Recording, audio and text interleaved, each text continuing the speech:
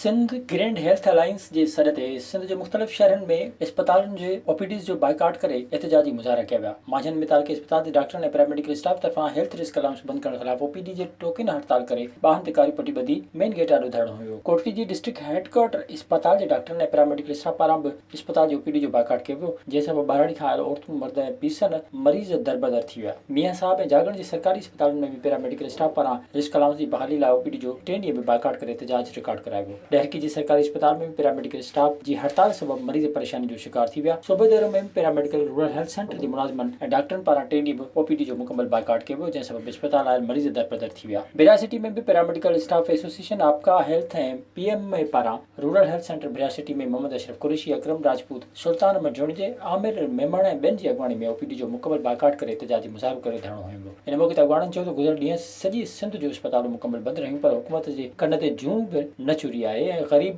मरीज़ तड़पंदा रहिया। उन्हनि चयो त सिहत खाते जा मुलाज़िम फ्रंट लाइन ते कोरोना सां जंग विढ़ण में मसरूफ़ आहिनि, पर सिंध हुकूमत रिस्क अलाउंस ॾियण खां लवाए रही आहे। सदन चवण त उन जा मुतालबा न मञिया विया, सीएम हाउस आॾो एहतजाज कयो वेंदो। विज़िट कयो अवामी आवाज़ मीडिया ग्रुप जी वेबसाइट awamiawaz.pk